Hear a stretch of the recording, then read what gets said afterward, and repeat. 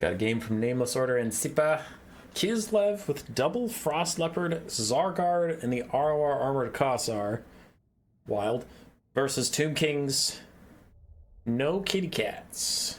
Though to be fair, the kitty cats aren't great into Kislev. Lots of hybrid shooting against tall cats equals lots of free damage. And then if your frontline doesn't have shooting, it's a halberd. So the cats can have trouble. But we have the Watchmen in the Night, which is interesting. Sacrificing their shields and their pistols for anti-infantry and frostbite. So Watchmen in the Night, Zargard and Kislev Warrior frontline. Triple Streltsy? No, double Streltsy, 2 Kossars. The last Kossar with Spear. Little Grom, double Snow Leopard, a Winged Lancer, and then Tsarina Katerin on her Warbear mount with Death Frost, Ice Maiden's Kiss, and a third Snow Leopard in the summon. On the side, for the Tomb Kings, we have the Chosen of the Gods of Shopkeeper ROR, a Bone Giant, Eyes of the Desert Sporkle Stalker ROR, the new Shopti frontline mixed in with Nekar Horsemen and Skeleton Warriors and Spearmen. So Little Grom loses to a Bone Giant in 1v1 artillery combat. I like that seeing the Bone Giant, he's just switched on to shooting the Chosen of the Gods. You can see he's pretty great at it, but the Bone Giant will eventually kill Little Grom. First Death Frost on to Ark in the Black, as Ark in the Black retaliates with a Spirit Leech of his own. New Shopti frontline has moved out ahead of their troops. That is a bit of a mistake, as now they're just getting pincushioned by Streltsy and still fighting the Zargard. They're doing decent damage to the Zargard, but they will die for their transgressions. Snow Leopards in the distance, trying to help Kislevite warriors fight Nekar Horsemen. 650 gold for a little anti-large armor-piercing mini-duelist. And Tsarina's Frostfang did a lot of damage to Nekar Horsemen. Skeleton Spearmen also aren't feeling too good. The Kislev frontline is better in melee, as Ark in the Black runs away from a Snow Leopard summon and the Winged Lancers. That is a Skeleton summon too, so that is also fake. But Zargard, Kislevite Warriors, and the Armored Kossar ROR should get through this very bare bones. Ha! Ha ha! Skeleton frontline. Bare bones! They're made out of bones! They're skeletons! Ha! I'm funny.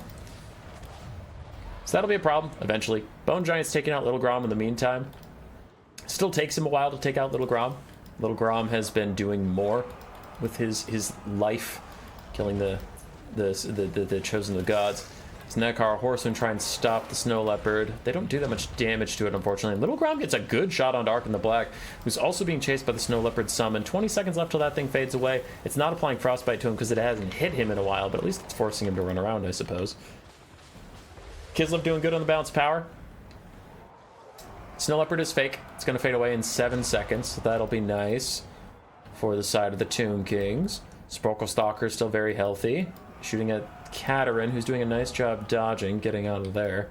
Snow Leopard Summon is officially gone. Bone Giant has not yet been able to finish off Little Grom, as this other Snow Leopard, one of the real ones, is currently stopping this Bone Giant from really focusing up. There he goes. He fires again at Little Grom, gets a nice big, like, triple hit. I saw a big hit, and then I saw 2 small hits from, like, the explosion or something. Arkin falls back to some skeletons and gets to safety after Spirit Leeching a Snow Leopard briefly. Sporkle Stalker still zoning out Katerin. I don't know if they've been forgotten, like they got attack orders onto her and now are just following her, if they're intentionally trying to screen her out over there. As that Snow Leopard is not going to be stopped. He's still killing the Bone Giant. It hasn't gotten that much value. It's just a nuisance. You know who has gotten value? Little Grom. Big value for Little Grom. Another Bone Giant shot, though, and another beautiful kind of pseudo-triple hit. For the Kislev backline, they've been mostly fine. We have a Kossar that's chilling. Streltsy are chilling less. There is a new Shopti summon on top of them, and it looks like eventually attrition damage took down the Kislev frontline.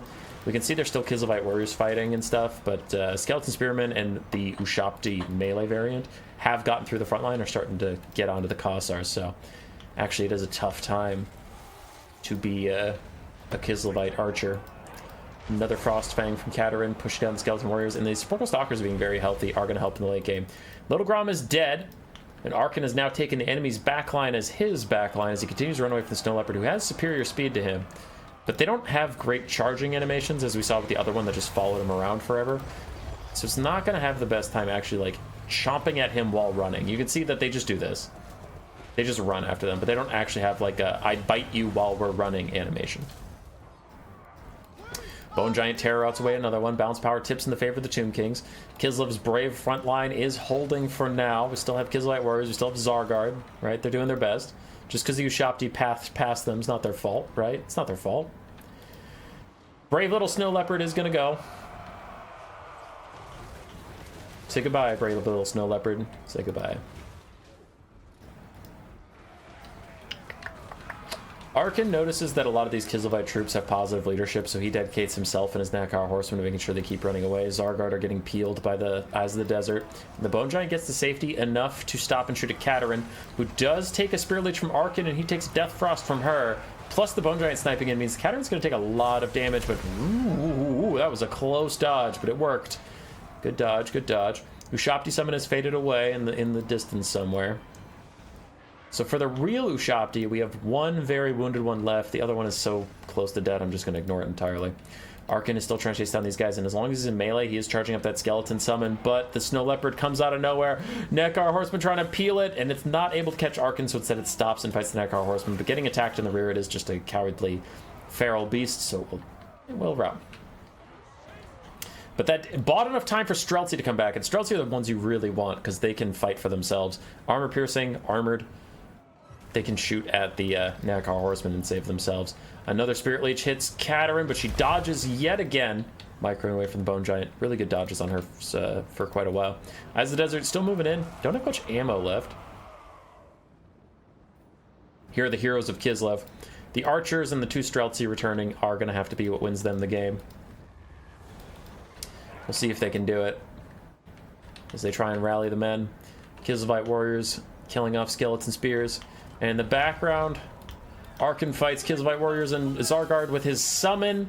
A nasty summon, but in comes the double Snow Leopards doing their very best. The Streltsy and the Kossars trying to save them from a rear charge from the Nekar Horseman. In comes the Snow Leopard, gets a hit onto Arkin before it's going to shatter. Routes, but the other one comes in. I don't know if it got a hit onto him or not. It tried its ass off. There, it got one big chomp onto him before it routes again. So now both of them are routing. But man, they tried to take out Arkin. They're doing their best. The Bone Giant's still shooting at Katerin. Overcasted Spirit Leech. No, that was so risky. Arkin took another 200 damage for that, but he did get the Spirit Leech off as Katerin dodges yet another Bone Giant shot. The bounce power is still pretty even. In the trees, the Kizlevite warriors and their Kossar pals are holding, doing what they can to stop the incoming Ushabti, the incoming skeleton spears.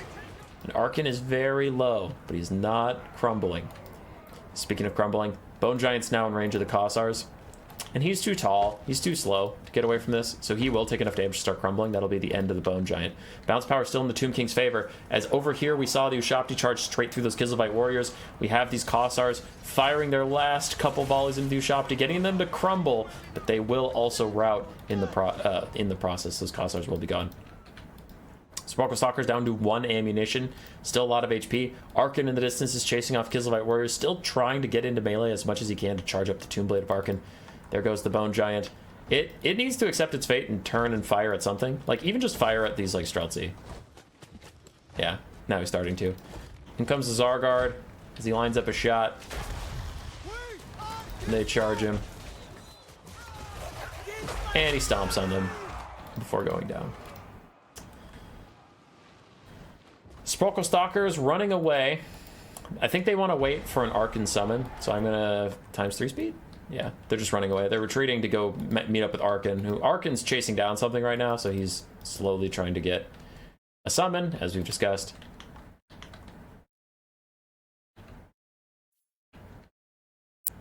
And there is also a Skeleton Spearman to meet back up with. Overcasted Death Frost meets Overcasted Spirit Leech, and I don't know if it's overcast damage or if the spells themselves did that, but both of the casters take themselves out. Arkin throws down one last Skeleton Summon quick as he was dying, but 67 HP left. Again, I don't know how much damage the Spirit Leech did and whether or not she overcast on herself, like, did the damage, but Zarina goes down to 67 HP, and the bounce power heavily favors side of the Tomb Kings, but I am not so sure. Does she hold? With 67 HP, Zarina keeps positive leadership, which is kind of wild.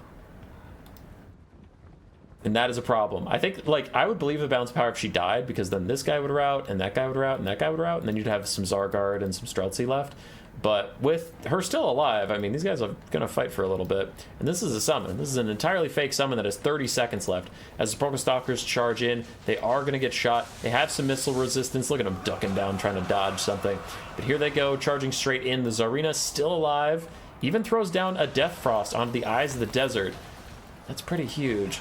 13 seconds left on the Skeleton Warriors, but all of a sudden, all of the Kislevites break that were in the way. They're now retreating. It's not going to get any better. As what was that? Frostbite. She used her last Frost Fang onto them. Huge Frost Fang damage onto the Skeleton Spearmen, and these Skeleton Warriors are going to disappear. There they go. Watch that bounce power go right back to the middle. Now Streltsy are fighting the Eyes of the Desert, and they are going to hold. The Eyes of the Desert are even starting to crumble as the archers turn and fire at them. The flanking spears, but Katarin's still around with 67 HP, but she routs suddenly. She won't get anywhere near the edge of the map, which is what the Tomb Kings would need to win this game. They need her to go off the map to lower the leadership of these Streltsy. Skeleton Spears rear charging the Kossars. The Kossars shatter, leaving just the Streltsy to fight the Eyes of the Desert alone. Eyes of the Desert still have 11 models, so they're putting out a lot of damage.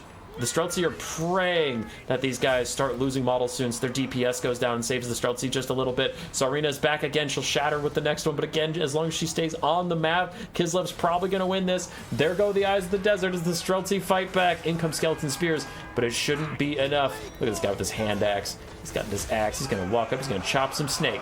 Never mind. No, he's not.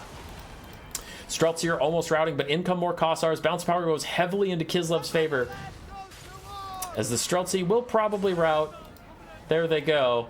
Sepulchral Stalkers are gone. It's just one Skeleton Spear with 3,000 HP versus Katarin with 67. Maybe another Death Frost, maybe another Icebane's Kiss. Mostly it's these Kossars firing away. And if the Zargard can rally, that would also be pretty great. You guys are so... With the Friends routing nearby is -9 leadership debuff. They are so close to routing. Crumbling is starting to take the Skeletons. They are on borrowed time. Looks like for now they're just trying to chase the Streltsy off the map, but I think he doesn't have a lot of good options because he kind of needs to turn and fight these Kossars who are just shooting him in the back. And you at least have his Silver Shields face the right way, but then the Streltsy will rally behind him and shoot him, so I just don't think he has good options. And he does surrender in the end. An extremely close game between these two. Nice job, Double Snow Leopard. You did okay. You were annoying. Zargard and Kislevite Warriors did fine. Streltsy did fine. Kossars did fine. Little Grom did great. Outside Bone Giant also did great. Sepulchral Stalkers did fine. Shows the Gods got sniped out by Little Grom, but then the melee Ushabti got through the front line and caused a lot of havoc. Skeleton Spears and Skeleton Warriors did okay. Arca did nicely. GG's. Roar. Subscribe, yes, yes.